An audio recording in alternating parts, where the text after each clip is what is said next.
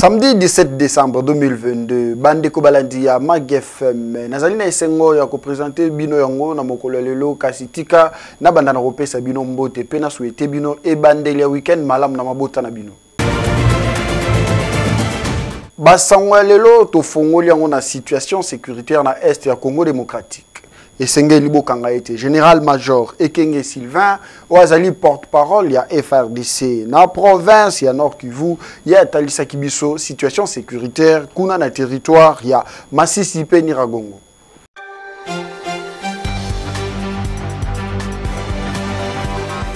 Les forces armées de la République démocratique du Congo suivent avec attention l'évolution de la situation sécuritaire dans la province du Nord Kivu, particulièrement dans les territoires de Massissi et de Niragongo. En effet, les faits probants et des renseignements précis font état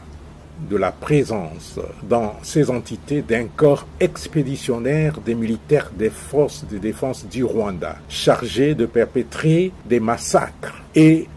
des tueries ciblées contre les populations tutsi-congolaises afin d'attribuer ces actes ignobles aux forces armées de la République démocratique du Congo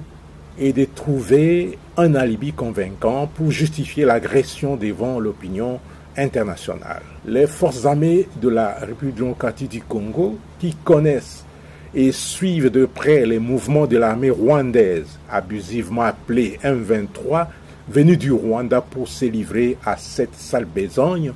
condamne avec la dernière énergie la planification et la volonté manifeste de commettre ce pogrom. Professionnels dans leur agir et respectueuses des droits de l'homme et du droit international humanitaire dans la conduite des opérations, les forces armées de la République démocratique du Congo restent déterminées à démanteler et neutraliser tous ces militaires rwandais infiltrés à Massissi et à Niragongo. Ainsi, les forces armées de la République démocratique du Congo appellent la population à plus de vigilance et à dénoncer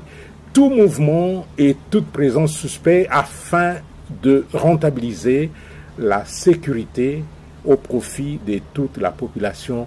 de ces entités territoriales. Moïse Katumbi Tchapo Azali Mokambia Lingomba politique. Ensemble pour la République, yé alongwe libela na Union Sacrée pe alobiete à cause de la candidat président na élection en 2023.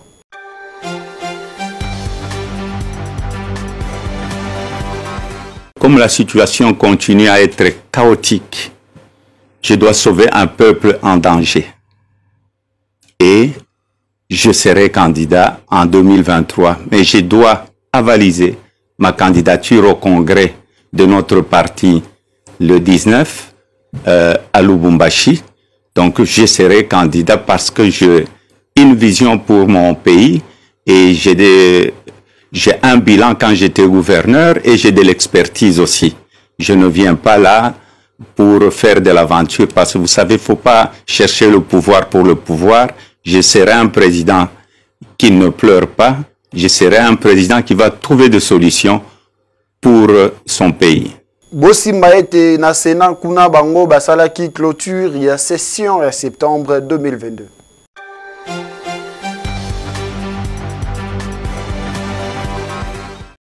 Clôture, il y a session en septembre, dans le Sénat et Salemaki Mokolo ya lobby. Boye ba été session où ezalaki purement budgétaire. Bisi kanini ba élu et singelaki bongo ba bana ko voter budget 2023 il y a République démocratique du Congo. Na yango pe ba kisamaki bongo na musala o bango basalaki ba baki bongo na ko voter 37 lois parmi lesquelles 27 lois ezalaki à ratification pe à contrôle parlementaire pe ezalaki bongo na rendez-vous il y a session oyo. Na discours ya moko speaker ya chambre haute du parlement Modeste Bati Lukobo ayebaki bongo na koleka en revue situation sécuritaire ya République démocratique du Congo pe alobelaki o etali économie santé pe na ba élection oyo ezali koya pour l'année prochaine. atalisi pe ke RDC azali bongo victime ya Rwanda na nzela ya M23 kuna na este ya Congo démocratique. Asengi na yango ba congolais nyonso ba na kozala bongo vigilant pe ba na kozala na sima ya tata mokonzi ya ekolo Félix Antoine Tshisekedi Tshilombo kasi na yango avant ya kosala pleinement clôture yango Modeste Bati ayebaki bongo na kovote rapport ya commission paritaire ECOFIN Sénat Assemblée nationale rapport bipa nini yebaki na kotia ba divergence na loi des finances 2023 pe yango ezalaki voté. Boyeba ke Sénat ebaki bongo na ko voté budget 2023. Budget ya Congo ezaki na 15 milliards de dollars et bongo na komata na 16 milliards 800 millions de dollars américains. Pe yango ezali bongo amélioration à 46,2% ya rapport budgétaire ya année 2022. Na bipa imsusu loi ya finance kuna na Sénat ezalaki pe voté en seconde lecture pe loi ya habilitation ya gouvernement conformément à l'article 129 ya constitution. Pe loi yango eko permettre bongo na gouvernement et bana kozwa ba mesure na domaine ya loi na o etali bongo vacances parlementaires. Na période où il y a ba festivité boye ba ete ba bureau de ba komi lisusu meke na banzela pe bango bazozangisa kimia na ba chauffeur.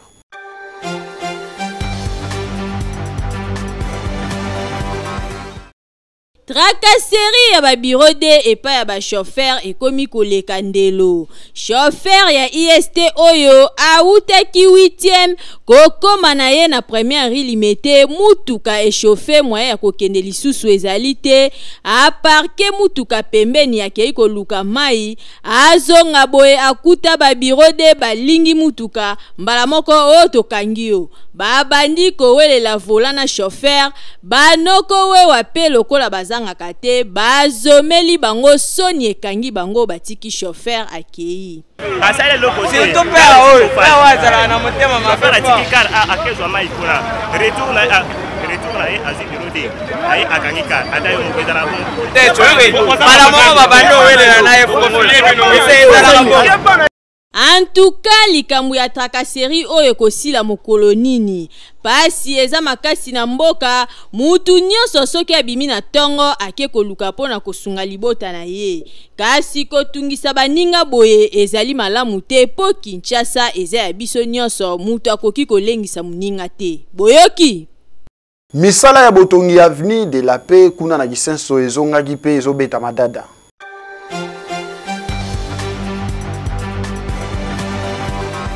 Misala ya kobongisa avenue de la paix kuna na commune ya Kinsenso ezongi lisusu esengeli koyeba ke nzela oyo ekenda ti na njili brasserie kasi modèle nzela oyo ebebaka ekomaka kosala pasi mingi na population bakonzi batindaka deja entreprise moko pona kobanda misala awa kasi tangu babandaki misala bakomaka na bango ti na suka te misala oyo estopaki yango wana population balelaki lisusu kasi kolela na bango ekomaki na mato ya ba autorité yango yo misala yango ezongi lisusu oyo population basepelaki makasi komona ndenge ba autorité bayokaki kolela na bango bazongeli kobongisa nzela oyo kasi ba difficulté oyo bazali kokutana na yango depuis babandaki kobongisa nzela oyo misala ezoko salema malembe oyo ezali kosala bango pasi mingi yango pe kobongisa nzela oyo esalike bakomi na difficulté ya mai boka bango moko ndenge balobaki kama misala ebandaka nango bien ebandeli kuna iske batie pensona ezaki bien ekende pe mbango mais côté eza la lenteur après un moment ayi rupture ya misala tu ne sais pas pourquoi mais depuis que le président a salaka tour alekaka boye tomoni misala ba relancer lisusu tu ne sais pas pour côté eza zone moko enclavé transport qui passe il y a beaucoup nzela bantu ça nous enchante. Longonya na ba autorité ya mboka ezalaka nde boye soki peuple eleli bokiti na lombangu pona kosilisa difficulté na bango kasi tokosenga kaka misala oyo ebanda kokende mbangu nzela esila noki po difficulté oyo population ekomi nango esila nzela elata elamba ya sika ba chauffeur bazongela ko circuler na kimia nyonso boyoki croisement asosa pe kasavubu ezali na ita moko ya malamu te nzela eza kobukana na ndenge ya liseki te.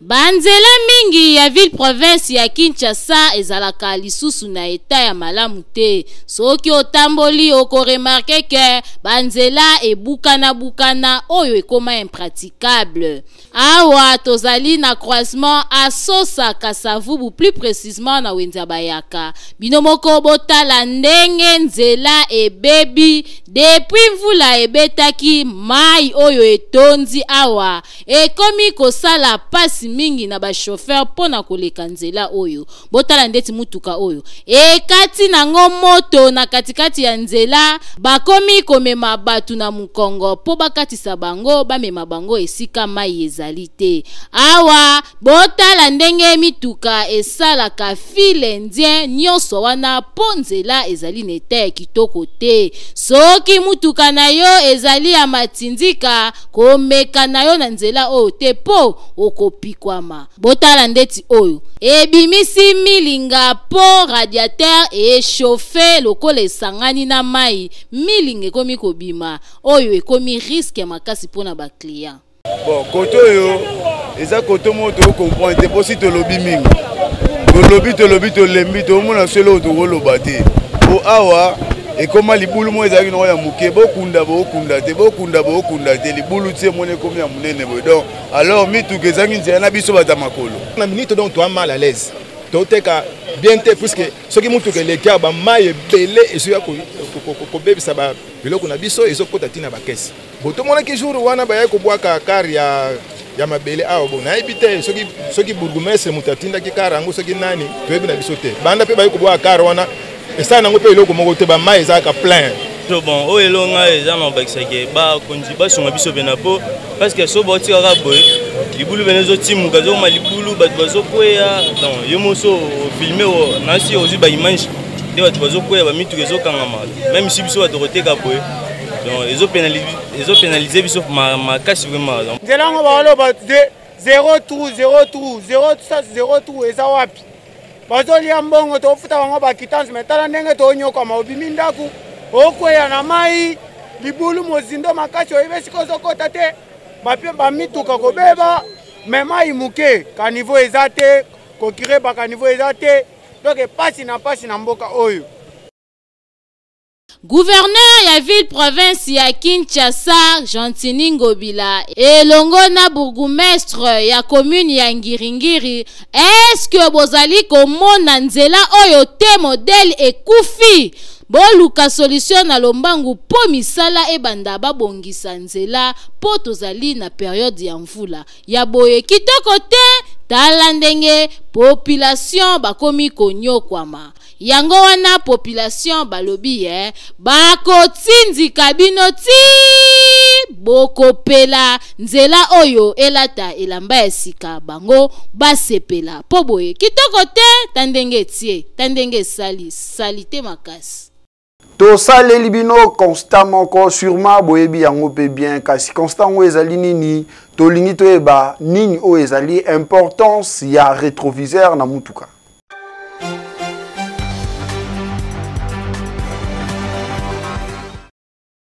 Mingi ya ba chauffeur ya transport en commun ba komisa ba receveur ba rétroviseur na bango kokamwa. Tala bien, soki omati na mutuka tangu kaka bokutani na embouteillage okoyoka chauffeur abandi kotuna receveur na ye. Nabima, receveur na tour na ye azongisi garde. Tope alobi pandi na yo. Moko apre okoyoka mobimba. Iwana okomona chauffeur afongoli na kisela nyonso ye wana bandi kokende yango totuni ba chauffeur est-ce que boyebaka importance ya rétroviseur tote po eloko nyonso oyo mundele atia na mutuka eza na tina alors il faut kosalela yango lokola ba chauffeur misusu okomona zalaki na receveur ayekoli kaka na mutuka oyo azali kosalela abimi chauffeur code de la route na mutu na ye bosana ezalaka nango te na nzela bulu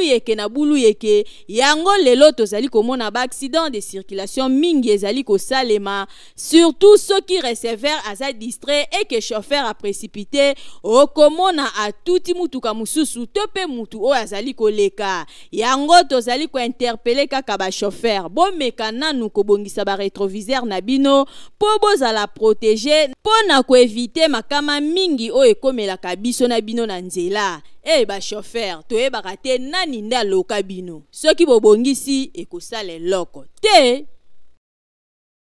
Obela mingi ozwa solution te na malade na yo topesi adresse moko centre hospitalier Dominique Lecoeur o ezali na ma campagne eza adresse ya malamu pona lobiko ya malade na yo.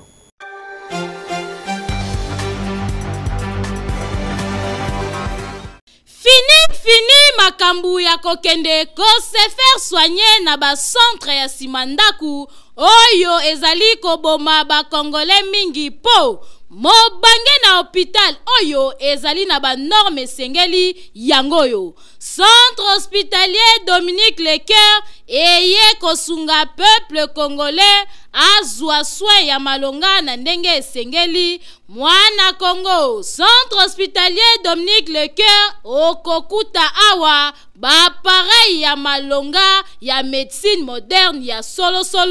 oyo ezali ko détecter maladie nyonso ebombani na nzoto ata ebombani na songe suki grâce ya ba pareil oyo maladie wana ekozala détecter. Awa bazali na laboratoire ya malonga kaka pona kosunga peuple congolais esengeli boyeba ke ba médecin oyo bazali ko traiter pe awa bazali ba médecin oyo batanga médecine na libanda ya mboka kasi baye ko pratiquer yango awa na République démocratique du Congo pona kosunga bandeko na bango bazwa soin ya malonga na ndenge esengeli. Na oyo etali prise en charge bomi tungisama te kokende libanda ya mboka na centre hospitalier Dominique Lecoeur prise en charge ezali assurée. Esengeli koyeba lisusu que centre hospitalier Dominique Lecoeur ezali na ba service locaux la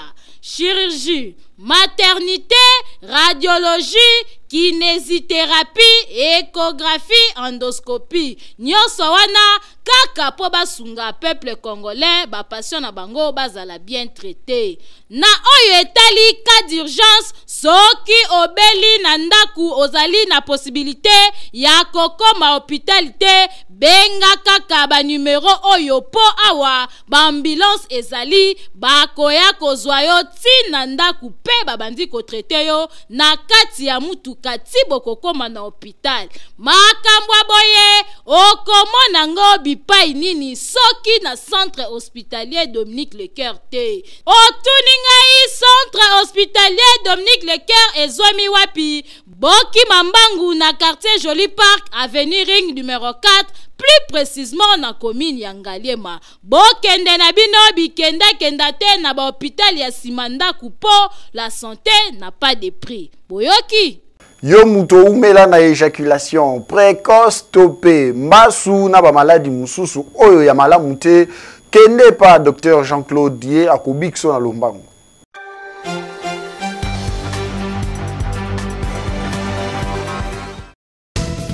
Mwana Congo botu na nganini solution pona ba maladie na bino lokola poison, hernie, mbasu, diabète, prostate ezwami grâce ya Dr Mayani Salumu Jean-Claude oyo azali ko traiter maladie oyo lolenge esengeli, c'est-à-dire azali ko beta yango dada. Ye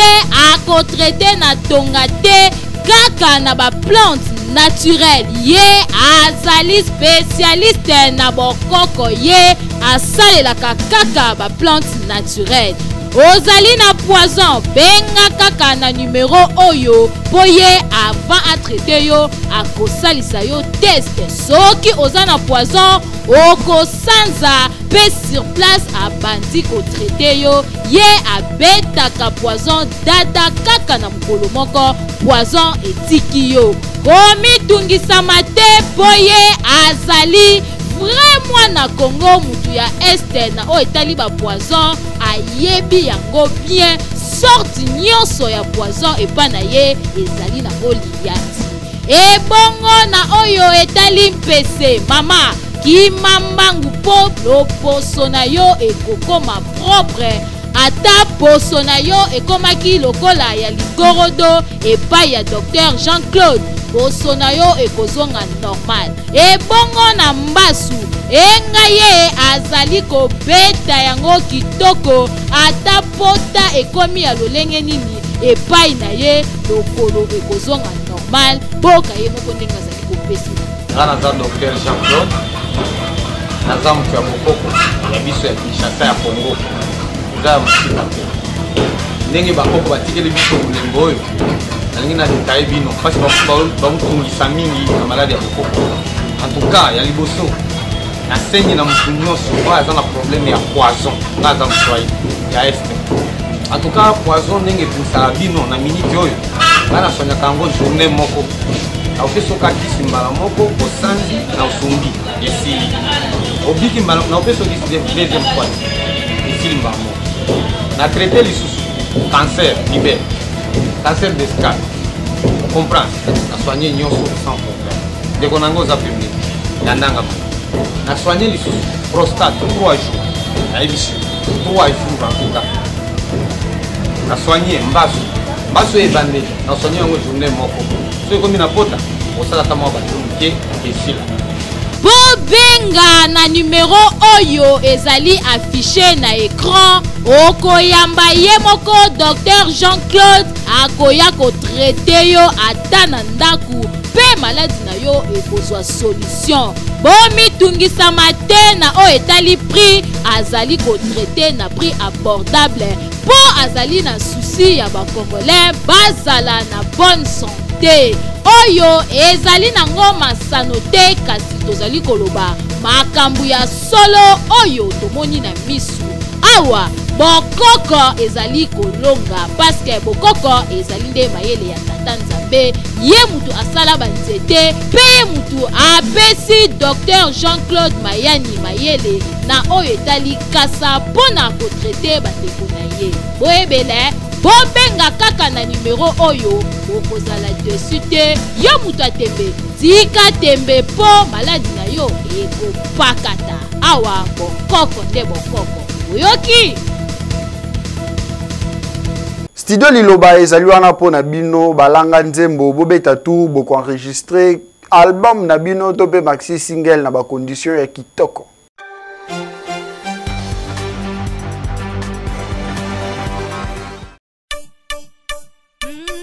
Balanga nzembo bakolo kunga solution po na bino eye yo mutu ozali na besoin ya kobimisa album single maxi single kimambangu na studio Liloba na 14e rue po kuna okokuta biloko ya mopaki c'est-à-dire appareil ya kanda studio Liloba ezali na qualité ya kosakana te ebongo bakita ebongo ba micro okokutango esika mosusu te kaka na studio Liloba awa soki okoti okoyemba lokola Angelu po awa son erataka kutu te awa tobetaka na biso mopanzi te po nyonso ezali na kalite enregistre album na yo awa ebimi lokola outaki na États-Unis nzoka nde enregistraki yango kaka na ville province ya Kinshasa na 14e rue na studio Liloba awa ozali na tante ya kokende kosala mastering libanda po nyonso ezobeta madata na studio Liloba kopanga na yo na oyo etali prix te a cause ya bapareil sophistiqué oyo ezali awa prix ezali nango abordable ofuti mbongo mukie kasi basaleli yo musala ya kalite oyoki boki mambangu na commune ya Limete na 14e rue industrielle numéro 23 na avenue Mulangi oza mobimba akei ezali na ndenge elongo bani oyoki boyebele